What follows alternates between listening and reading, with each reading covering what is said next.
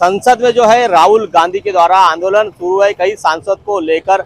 उसी तरह गोंदिया में भी जो है थाली बजाओ डपली बजाओ आंदोलन जयस्तंभ चौक में शुरू है। उसी की ग्राउंड रिपोर्ट आपको दिखाने जा रहा हूँ और आप देख रहे हो न्यूज प्रभात मीडिया और मैं आपके साथ महेंद्र लारे। आप देख सकते हो यह जयस्तंभ चौक है। जयस्तंभ चौक में कांग्रेस के द्वारा जो है यहाँ पे जो है डपली बजाओ और जो है थाली बजाओ ऐसा आंदोलन यहाँ पे शुरू है। यहाँ पे जो है नाना पटोले जो विधायक है साकोली क्षेत्र के वो भी यहाँ पे जो है आंदोलन में जो है आए हुए हैं। काफी सैकड़ों की संख्या में जो है यहाँ पे जो है कांग्रेस के कार्यकर्ता द्वारा आंदोलन किया गया है। यहाँ पे काफी प्रमुख मांगे हैं कि किसानों का जो है बोनस है, मनरेगा के काम को लेकर है, काफी अलग अलग जो समस्या है किसानों की जनता की वो समस्या को लेकर आंदोलन कर रहे हैं। तो इस प्रकार का जो आंदोलन इन्होंने किया है, अब यह आंदोलन से क्या सरकार जागेंगी और जनता या किसानों का जो है नुकसान हो रहा है, किसानों की जो समस्या है वो समस्या से दूर होंगी क्या, ऐसा सवाल उपस्थित किया जा रहा है। महेंद्र लारे, न्यूज प्रभात मीडिया, गोंदिया।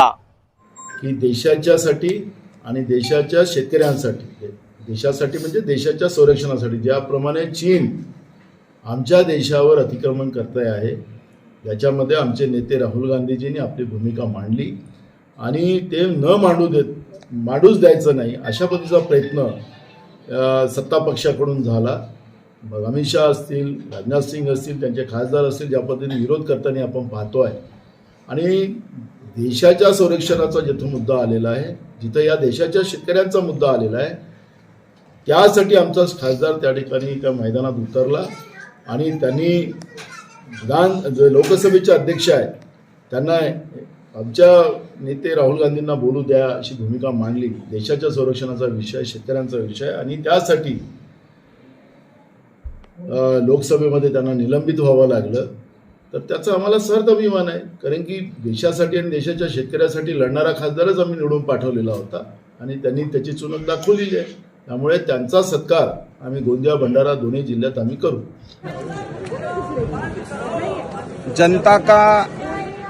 जनतेचा आवाज रोखण्याचं काम हे सरकार करत आहे। विरोधी पक्ष नेत्याला, आमच्या नेत्याला तिथं बोलू देत नाही आहे। हा एक संविधानाचा हनन आहे। संविधान खतम करण्याचं काम हे विपक्ष सरकार इथं करत आहे। आज महाराष्ट्रात शेतकरी याचा हवालदिल झाला आहे। जवळपास 2 महिने झाले तरी 25-26चे पैसे अजूनपर्यंत त्यांना मिळालेले नाही आणि त्यांचा आवाज आम्ही अंदर ठेवू शकत नाही, कारण की जनसामान्याचा आवाज तिथं जनतेच्या हक्कासाठी कोणी ठेवत असेल तर त्यांना दाबण्याचं काम हे सरकार करत आहे। अरे काय करेल आमचा शेतकरी? अजून 2 महिने झाले तरी त्यांच्या हक्काचे पैसे मिळाले नाहीत।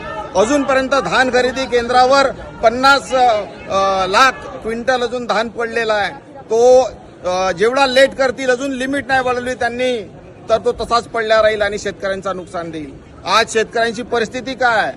महाराष्ट्रामध्ये 16 क्विंटल प्रति एकर तुम्ही पकडल्या, 37,000 ते जवळपास त्याचा प्रॉफिट होते आणि त्याचा खर्च बघितला तर 25,000 रुपये प्रॉफिट, 10 ते 15,000 रुपये डिवायडेड बाय 365 केला प्रति दिवसाच्या तर मात्र 32 रुपया प्रति दिवस। हे सच्चाई आहे।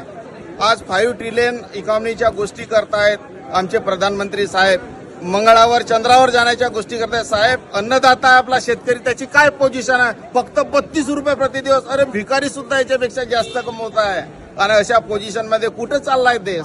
विचार करा तुम्ही।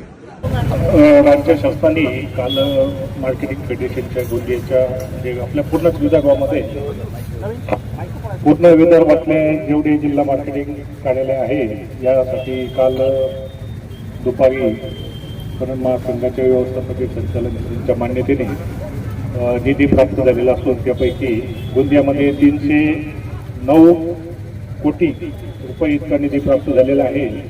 त्यामध्ये दिनांक 24/12/2025 तारखेची जे शेतकऱ्यांनी धानाची विक्री खरेदी केंद्रावर केलेली आहे त्यांचे पेमेंट आम्ही कालपासूनच अदा करण्याचे काम सुरू केलेले आहे।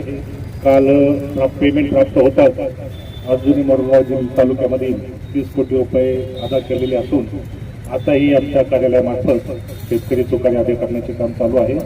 2 दिवसामध्ये 309 कोटी 24/12 धान विक्री केलेल्या शेतकऱ्यांना हे करीत आहोत। तसेच शिल्लक धान साठ्याची आम्ही सगळ्या संस्थांकडून विगतवार आपण जे दान खरेदी केले आतापर्यंत त्याच्यासाठी किती पेमेंट असून बाकी राहील? आतापर्यंत पूर्ण धन आपले जवळजवळ 576 कोटी रुपयाचे आहे. त्याच्यापैकी 309 कोटी रुपये प्राप्त झालेले असून जवळजवळ 276 कोटी रुपये या कार्यालयाला अद्यापर्यंत अप्राप्त आहेत. त्याबाबत आमचा पाठपुरावा शासनाकडे सुरू आहे. रब्बीचे चुकाऱ्यामध्ये काय झाले की आपल्या जिल्ह्यामध्ये विदर्भ कोकण ग्रामीण बँक जी आहे त्याचं महाराष्ट्र ग्रामीण बँकेमध्ये विलीनीकरण झाल्यामुळे त्या ठिकाणी त्यांची IFSC कोड वगैरे बदलण्याचं काम चालू आहे. ज्या पद्धतीने आपल्या शेतकऱ्यांची चुकीची दुरुस्ती होती त्या पद्धतीने आम्ही शेतकऱ्यांना पेमेंट सोडित आहोत.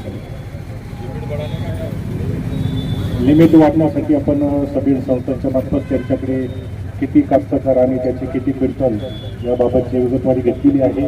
आमच्याकडे जवळजवळ 6 ते 7 लाखापर्यंतची मागणी सबीड संस्थाकडून आलेली असून याबाबत आमचा शासनाकडे सतत पाठपुरावा सुरू आहे. लवकरच जानेवारीचे उद्दिष्ट प्राप्त होऊन त्यानुसार खरेदीसाठी आम्ही सुरू करत आहोत. बँकेचा जो प्रश्न आहे तर हा माझ्याकडे प्रथमच आलेला आहे. तर बँकांना मी बोलावून घेतो त्यांच्यासोबत म्हणजे आपल्या जिल्ह्याच्या स्तरावरच्या तर त्यांचे काय सिच्युएशन आहे ते थोडा तपासून मग आमच्या स्तरावर होतं ते प्रतिज्ञाचं मग आपण जिल्हाधिकारी मोदयाला आवश्यक काही प्रस्ताव सादर करू त्या मागणीच्या अनुषंगाने.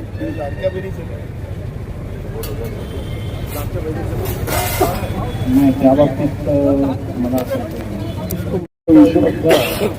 उन्हाळीच्या धनाचे पैसे मिळाले नाही. यांचं म्हणणं आहे की ते कोकण कन्या जी बँक आहे विदर्भ कोकण बँक जी आहे या बँकेच्या काय चेंज झाले काहीतरी त्याच्यामुळे नाही झाले असं यांचं म्हणणं आहे.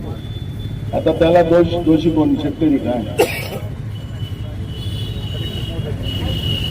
कलेक्टरनी आता बँका तुमच्या ताब्यात असतात तर त्यांना बोलून बँकेवाल्या नाही करून त्याला पैसे द्यायला पाहिजे ना. उन्हाळी धानाचे पैसे नाही मिळाले आतापर्यंत हे तर बरोबर नाही ना.